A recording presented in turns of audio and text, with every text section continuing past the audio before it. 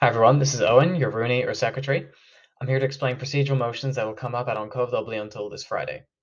Firstly, what's a procedural motion? Procedural motions are motions that can be put forward by delegates that have the floor at annual assembly. They're used to change something about the procedure of debates, such as skipping to votes or combining proposals. The most commonly used is procedural motion A. The text of it reads that the question may now be put. What this effectively means is that they finish a debate on the proposal they're currently debating on, and they take a vote on it. You generally use it when there's no longer a point in debating a proposal. There's a lot of proposals where it's very obvious that everybody agrees and they're very straightforward. So often people put forward procedural motion A just to get to a vote because at that point, like everybody knows it's going to pass and there's no point wasting more time on it. Procedural motion B, I've rarely seen used, but it is there. It reads that the question may not be put.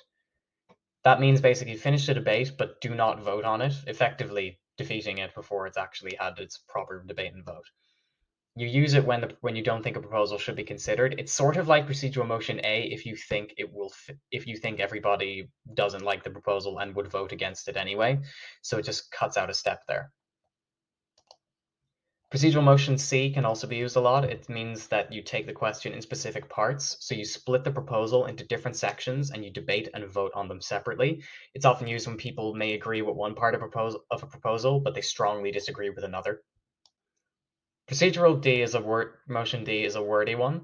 That the matter be referred to a specified time or other body of the ISSU. What that effectively means is you stop debating this proposal now and you do not hold a vote on it.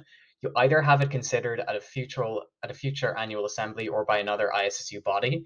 This effectively means that it will be better for another ISSU body to consider it or be at a later time. Like for example, if last year somebody brought up a proposal about doing something now that the COVID-19 pandemic is over. The COVID-19 pandemic wasn't over, so it would be better to refer that to a later time.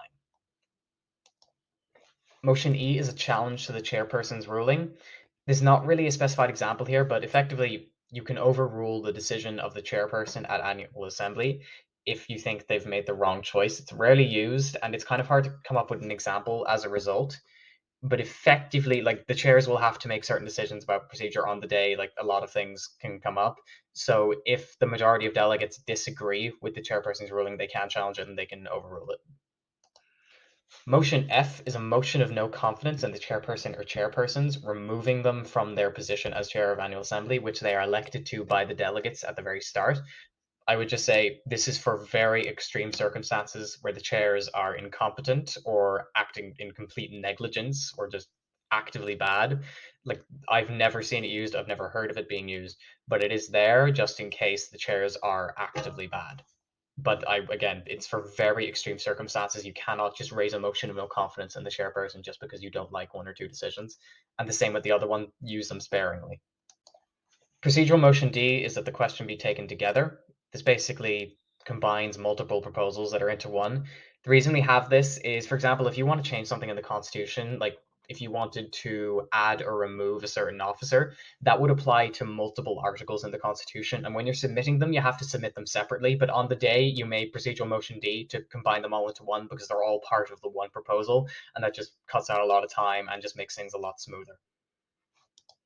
And with that, that is all the procedural motions that can be used at annual assembly. If you have any questions, do always email us at studentvoice@issu.ie.